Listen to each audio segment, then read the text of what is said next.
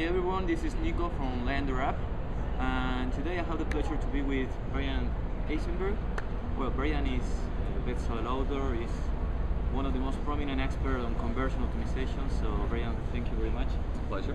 So today we're going to talk about holiday sales, how we can optimize our landing pages to improve our sales on this special day that is the holiday. So Bryan, what kind of tips regarding persuasion we can put in our landing pages to improve our conversion rate? I mean, I think there's a lot of them. We just published an ebook with 21 last-minute secrets, across social media and landing pages and all that. But I'll kind of give you one idea that can kind of work for all of them in kind of a quick way. What about creating landing pages that are related to, gift buying ideas, right?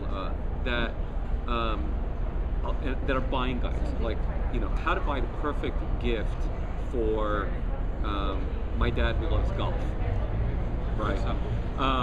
Or how to buy the gift for the busy mom, right? So you can come up with all these different ideas and come up with interesting products that you have in there and create landing pages related to that. But most importantly on those pages, and this is something that you should be doing on your website as well, is you should be talking about a holiday gift buying guarantee. Because holiday gift buying, the searching for it, the initial looking for the items starts way earlier than, especially here in the United States, right? They basically call it, right after Thanksgiving. But we're even finding today, which is, closer to even Halloween time, that people are already thinking about holiday sales and they're doing searches and they're already buying things and they're leaving notes for retailers. So if you can let people know that they can buy today and then they can return it 30 days after the new year, you'll start seeing more holiday sales because they'll feel more comfortable that, I can purchase it, I don't have to worry about it because it's a gift, and give it to them later on. So, well, actually, Bryan recently published a new ebook, is 21 Secret for Holiday Sales. Last minute holiday sales, yep. Okay, so one of the topics you touched on the ebook is about the Conversion Trinity. What is it about? So the Conversion Trinity is something that we discovered after looking at all the successful tests on conversion we've done over the years, and having left my agency about 3 years ago, I started saying, okay, what did all the successful tests have in common? What did we do? Because initially, when we started our agency, we found that there were over 1,100 variables that impact conversion, and as you can imagine, that's not an easy thing to teach people, 1,100 variables. We then broke it down to 30 main categories, and that's what we published in our book, Always Be Testing. Same thing, to train somebody in 30 categories, which I do today at Market Motive, where I teach it online. It takes 3 months really to kind of go through it, and then some time to practice it. The Conversion Trinity is something that what I found is almost every successful test can be brought down to these 3 things. You're either improving 1, 2, or 3 of the elements of the Conversion Trinity. The first one is relevance, right? How is it relevant to the person today? And so if you think about holiday gift shoppers, right, creating buying guides are very relevant to them right now. So it's a great way to think about how do you create relevant content. The second part of it is what we call the value, right? How do they know why they should be doing business with you, right? And what is your offer? How do you package that up for them? And then thirdly is the call to action piece, which is, do they know what action to take, and have you made them confident enough to take that action? So it's relevance, value, and call to action. Okay. Relevance, value, and call to action. Yep. Perfect. So, well, one of the projects that is growing like incredible is Pinterest.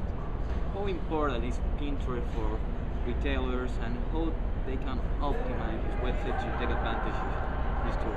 So I think that there's 2 more interesting things to kind of look at when you're thinking about Pinterest, right? Social media and sharing has just become a lot more visual. Again, as we become busier and busier, right? We have less time to read tweets, less time to read Facebook updates.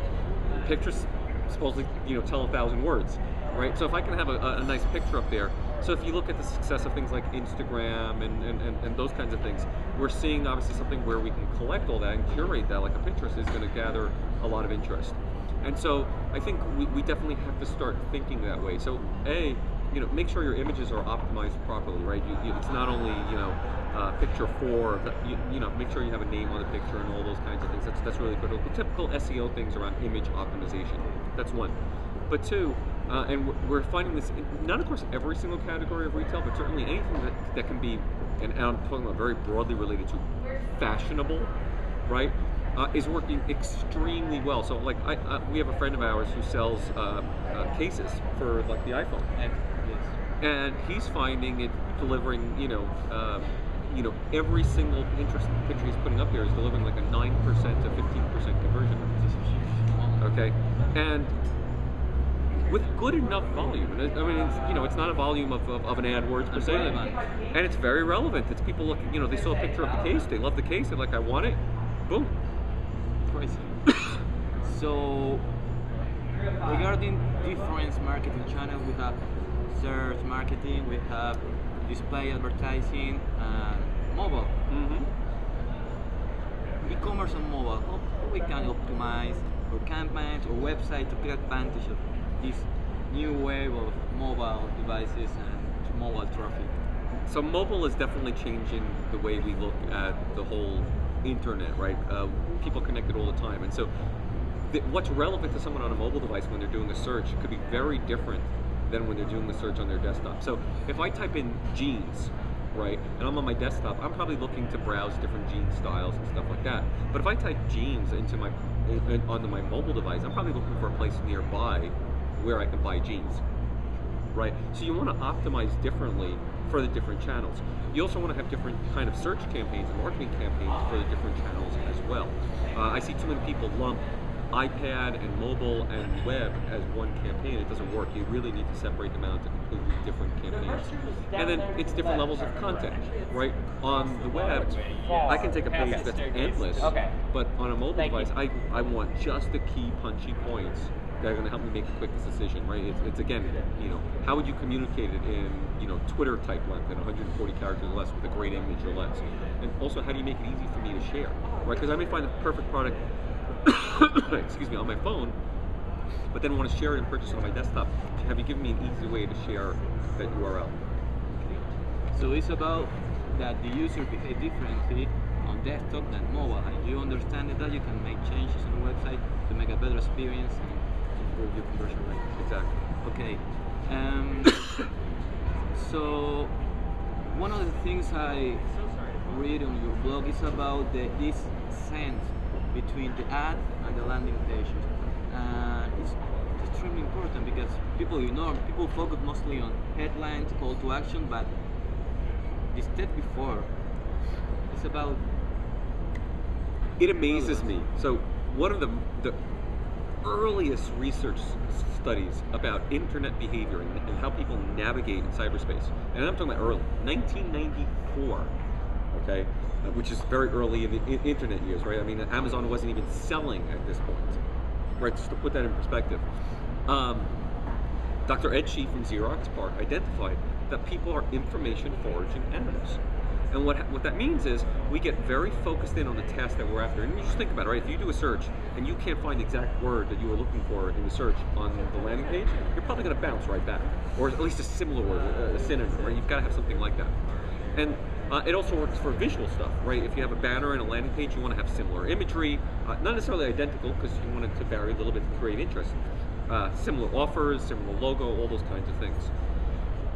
So, Send is about having this continuity between the promise in the ad and the promise in the landing page. And here's an example of something I see a lot of retailers especially do wrong. So I want to take people in who are interested in brown boots, right? So I have an ad that talks about I have 36 styles of brown boots at 20% off. But then they go and they take someone to their, and they were in stock and ready to ship. I take them to my landing page, and maybe I show them my 36 styles of boots. That's part of the set.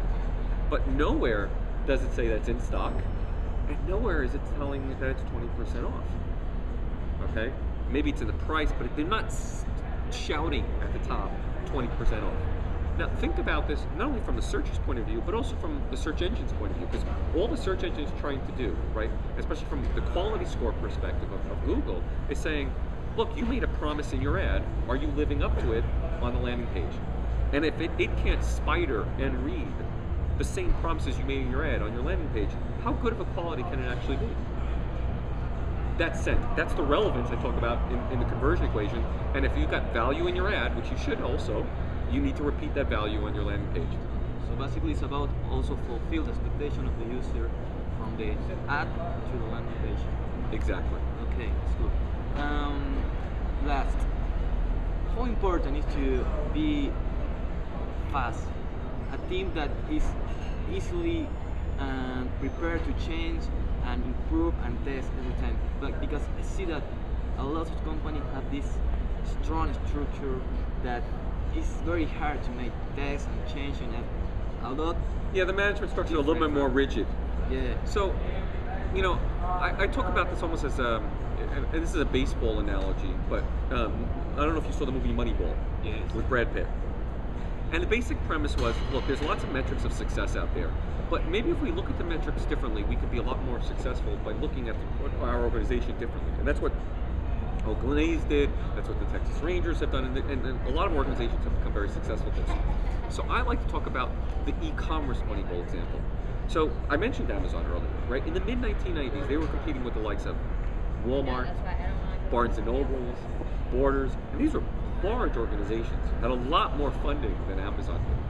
But what Amazon did is they leveraged a couple things. They realized certain trends that were going to happen. They leveraged social commerce, right? They added reviews before anybody realized how important reviews were actually going to be. But more importantly than that, they developed a culture of optimization and of execution. And so what they were able to do is at any given time, you'd have over 200 tests running on their website. And then not only that, but I give this as a perfect example. The day Michael Jackson passed away, I'm sure you remember that day. Within 2 hours of him passing away, they completely changed their whole MP3 store. Most organizations can't get a meeting together in 2 hours. They change their whole store. And it's these types of behaviors that Amazon has allowed their organization to have that have made them the e-commerce giant they are today. Okay, they're 30% of every e-commerce dollar in the United States is going through Amazon. Okay, and it's because they're focused on optimization and they focused on operating in real time. What's happening now? And let me ask you a question. Do you think the pace of business is slowing down or getting faster? Right, it's sort of obvious, especially as mobile changes, as the world changes. If we don't adapt to become as fast as an organization as they are, they'll keep taking all the e-commerce dollars out there. The technology is too fast to keep it the whole stuff. Yeah, so you need to adopt what I call a cultural metabolism. Also, that's quick to take advantage for the trends and the well, I think that's the whole thing. So it will be very interesting to talk with you, Bryan. We can talk the whole day about these things. I love it, but well, for the lender community, we're giving away 2 copies or 3 or 4, who knows, of the ebook from Bryan and Jeffrey. So leave your comment on the blog post. Well, Bryan, thank you very much. It's been a pleasure, and that's all. Thank you. See you guys. Bye.